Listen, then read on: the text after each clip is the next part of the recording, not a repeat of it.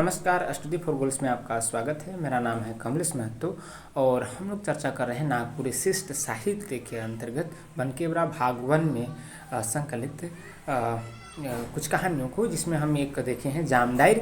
आज जो देखेंगे, जिस कहानी को हम पढ़ेंगे उसका शीर्षक है जखम और इसके लेखक श्रीकांत वर्मा। श्रीकांत केवल श्रीकांत नाम है, ठीक। तो इसके बारे में हम चर्चा करेंगे।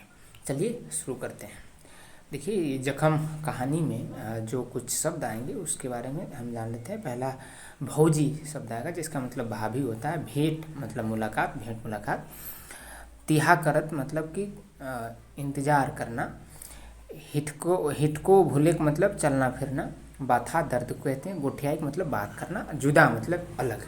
ये है कहानी। थोड़ा बहुत मार्मिक है, छोटी सी कहानी है, लेकिन चलिए हम लोग पढ़ेंगे। तो मुझे तो अच्छी लगी कहानी और उम्मीद है आपको भी अच्छी ही लगेगी। चलिए देखते हैं कहानी क्या है। नागपुरी कहानी जखम में कहानीकार श्रीकांत और उनकी भाभी भौजी का चित्रण बहुत मार्मिक ढंग से हुआ है। कहानीकार का भेंट उनकी भाभी से स्टेशन में होता है, एक रेलवे स्टेशन में होता है, जहाँ वह रांची जाने के लिए स्टेशन पर पहुँचता है। गांव के स्टेशन में शहर की तरह भीड़ तो नहीं रहती, किंतु भागा दौड़ तो रहती है, क्योंकि गांव के स्टेशन में ट्रेन कुछ देर के लिए ही रुकती है।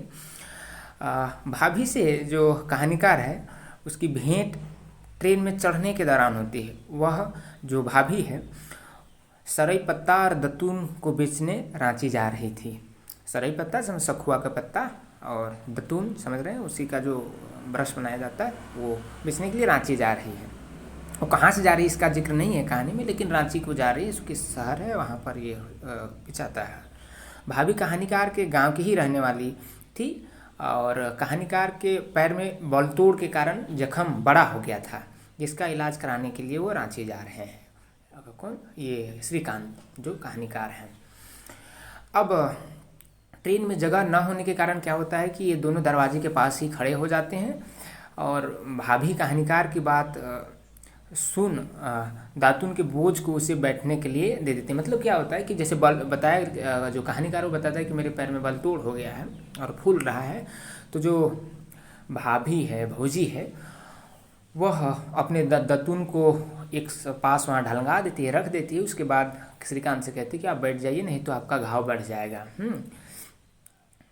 उसी बीच आगे की बातचीत देखिए। भाभी कहानीकार का बात सुन दातुन का बोझ को उसे बैठने के लिए दे देती है और कहती है, बोझा ऊपर बैठ जाओ, खड़ा होकर जाने से पहुंचने तक तुम्हारा पैर फूल जाएगा और बहुत दर्द होगा।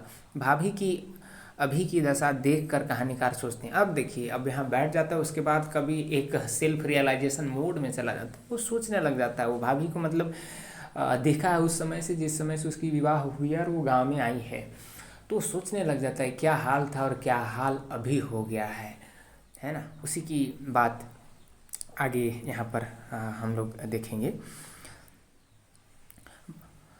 हाँ, यही भाभी की अभी की दशा देखकर कहानीकार सोचता है, मेरे आँख का देखा हो बात है। जिस दिन भाभी सालू के साथ अपने 2 बेटे को लेकर गांव आई थी। सालू उसके पति का नाम है। किसका? जो श्रीकांत जो कहानीकार है, उसकी भाभी जो है उसकी पति का नाम है सालू। तो भाभी सालू के साथ अपने 2 बेटों के लेकर गांव आई थी। जो भी उनसे मिलता था वो 2 बात करना चाहता था। मतलब वो इतनी अच्छी थी, वो देखने में सुंदर थी, उनके चेहरे अच्छे थे, उनकी शरीर अच्छी थी, बढ़िया सब कुछ था। साड़ी ब्लाउज सब पहनने का उसका जो ढंग था बाकी स्त्रियों से एकदम अलग था, सुंदर था। वो सबसे हंसते हुए बात करती थी। सभी भाभी का आसरा देखते थे, किंतु भाभी को किसी का आसरा देखने की ज़रूरत नहीं पड़ती थी। मतलब इस तरीके का उसका कह सकते हैं कि लोकप्रिय थी। वो एक बहुत ही नेक आदमी थी, है ना। अब वहाँ से यहाँ तक का सफ़र सोच के कभी एकदम एक उसके हृदय में मर्म उठता है, दर्द उठता है। फिर कहता है, समय बीतते देर नहीं लगता। सालों के मरने के बाद उसी भाभी की घूर घूर के डायन बोलने वाले और जुर्माना भरवाने वाले उसी गांव के लोग थे, जो बराबर खाने पीने के लिए भाभी के पास जाते थे। उनके दोनों जवान बेटे कमाने खाने के लिए गांव के सरदार संग गुजरात चले जाते हैं। अब देखिए, यहाँ पर बात कह रहा है कि जो पति है भाभी इसकी, भाभी की, वो मर जाने के बाद आखिर देखिए ये जो नागपुरी समाज है, झारखंडी समाज में जो डायन का जो एक दंश है कहिए, उसका जो मतलब समझिए कि एक तरीके का ये सामाजिक कुरीति है, उसने जो जिस तरीके से महिलाओं के साथ शोषण किया उसका इसमें जिक्र है कि कैसे पति मर गया तो उसको डायन ही समझा जाता है। तो इसको हर बार वही करा गया कि जैसे पति मर जाता है तो इसको डायन बार बार घोषित किया गया गांव के लोगों द्वारा, सरपंच और जो होते हैं उनके द्वारा उनके जुर्माना करवा करवा के उनकी ज़मीनें सारी बिचवा दी गई। उनके बेटे थे, यहाँ तक कि उन बेटों को भी इस तरीके से माइंड वॉश करा दिया कि उनके बेटे भी खुद अपनी माँ को डायन कहने लग गए, या फिर बस उनके पैसे से इनके मतलब होती थी, जैसे भी कमाती थी बाकी इनसे कुछ रह नहीं गया। समझिए उसी में से एक बड़ा अच्छा लाइन लिखा है कि जैसे कि ये बेटी भी इनके साथ नहीं देने लग जाती इनकी भाभी की, जो कहानीकार है उसकी भाभी की, तो कहती है कि दुनिया पूत खातिर मोरेला, मुदा पूत जब कपूत हो जाएला तब नहीं रहल पूत से बेसी दुख होएला। मतलब इसका ये है कि इसमें कोई शक नहीं कि पूरी दुनिया चाहती कि उसका एक बेटा हो, लेकिन जब बेटा ही अगर कपूत निकल जाए, वही ही अगर दोषवान हो जाए, तो वैसा बेटा से नहीं रहना ही बेहतर हो जाता है। इस तरीके से वो सोचती है। मतलब कवि कह रहे हैं, लेखक उसके जगह में रह के ऐसे सोचता है और लिखता, मतलब कि ये कहानी लिख रहा है। आगे देखिए बाद में क्या होता है कि जो बेटे हैं वो सब भी गुजरात कमाने चल जाते हैं, यहाँ तक का बात है। उसके बाद भाभी भी किसी तरह काम कर अपना पेट पालती है। भाभी का बेहाल और बदरंग जिंदगी देखकर कहानीकार को पछतावा होने लगा कि भाभी के ऊपर होने वाले अन्याय को वो रोक सकते थे। मतलब जो देखा था ये कहानीकार, उसकी भाभी के साथ जो हुई कि हर साल 3 साल में 3 बार उसको जुर्माना लगाया जाता था, डायन कह के प्रताड़ित किया जाता था, उसका दोषी यहाँ कवि लेखक खुद को भी मान रहा है कि मैं क्यों कुछ नहीं कर पाया, मेरे पास तो सब कुछ था। आगे बोल रहा होगा, आगे बोलता है कि मेरे पास खाने को था, मेरे पास पहनने को था, मेरे पास, मैं तो पढ़ा लिखा था, फिर भी मैंने क्यों इस भाभी का मदद नहीं कर पाया। इस तरीके का वो एक सेल्फ रियलाइजेशन मोड में चला जाता है। हाँ, मेरे पास तो सब था, खाने के लिए, अन्न पहनने के लिए, कपड़े पेट भरने के लिए, पढ़ाई, मैंने क्या किया उनके लिए। कहानीकार भाभी की अपने संग रहने की सलाह देते हैं। उसके बाद देखिए थोड़ा सा ये जंप कर गया है, तो सारांश है, तो और भी बातें हैं, कभी बहुत कुछ सोचता है उसके बारे में। हाँ, उसके बारे में दरअसल जो कहानी शुरू होती है वहीं पर से शुरू होती है। जो कहानीकार है जब बैठता है उसके दत्तून में, और जब उसकी भाभी कहती है कि तुम्हें बैठ जावा, नहीं तो तोर घाव और बैठ जाता, तब वो कभी सोचता है कि मेरा उनके साथ क्या लगता है, मैं कौन हूँ। उनका पूरी गांव ने, पूरी समाज ने उनके साथ गलत व्यवहार किया, उनको दुत्कारा है, उनको बहिष्कार किया है, फिर भी ये मेरे बारे में इतना सोचती है, इतना समझती है। वहीं से इसका दया भाव, करुणा भाव इस अपने भाभी के प्रति उठता है, और के मतलब इनके प्रति जो ये सोचने को मजबूर होते हैं वहाँ। फिर आगे क्या होता है कि आखिरकार सब घटनाओं को याद कर करके अपने अंदर एक दो कहीं अपराध बोध जैसा होने, गिल्ट फीलिंग होने लग जाता है कहानीकार श्रीकांत को।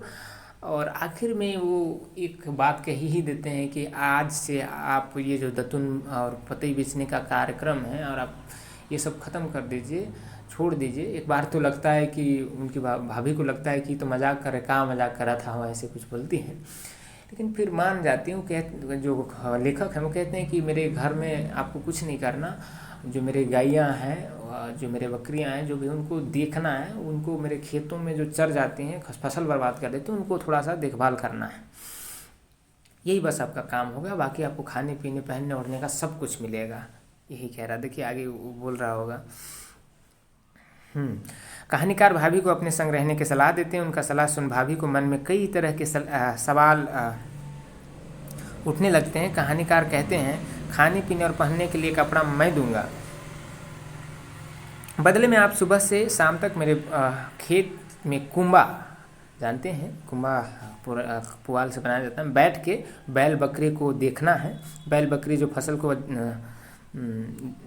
खा जाते हैं उसे बचाना है। और भाभी उनका बात मान लेती है। कहानीकार को लगता है कि उनका घाव तो 2-4 दिन में भर जाएगा। वही जो देखिए थोड़ा सा यहाँ हिंट है कि जो लेखक का घाव है, जो बलतोड़ हुआ है, वो तो भर जाएगा। आ, और दर्द भर जाएगा, वो भूल भी जाएंगे उस दर्द को। किंतु जो जख्म भाभी को गांव और समाज से मिला है, क्या कभी भाभी उसे भूल पाएंगी?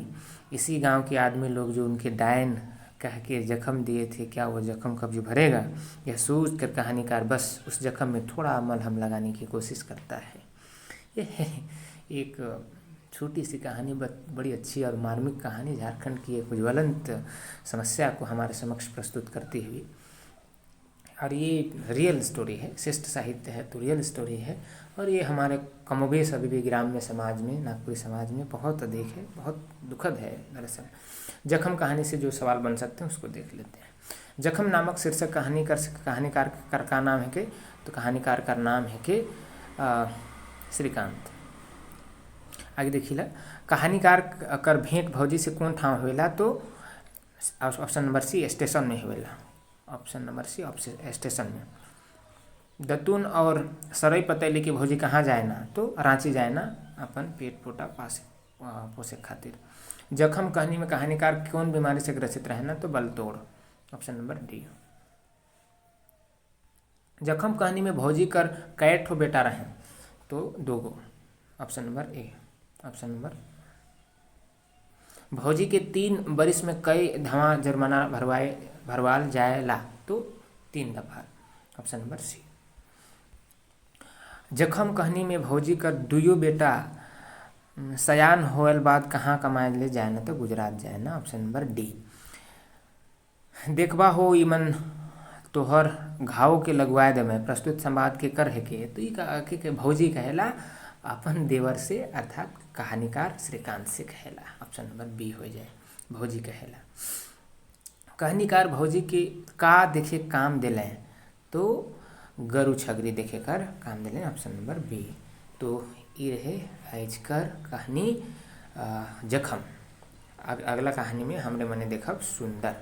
चलो कैसा कहीं ख़त्म करेला। वीडियो अच्छा लगला तो लाइक करो, शेयर कमेंट करो और कुछ सुझाव दे चाहिए तो ज़रूर दे भाई, ताकि हम भी अपन कंटेंट के सुधार कर सकीला। चलो वीडियो ख़त्म करेला। जोहार। कोई भी सपना साकार करने के लिए सबसे जरूरी है सही कोच का होना। चुनिए स्टडी फॉर गोल्स को और करें अपने JPSC एंड JSSC एग्जाम्स का सपना साकार। Download the app now.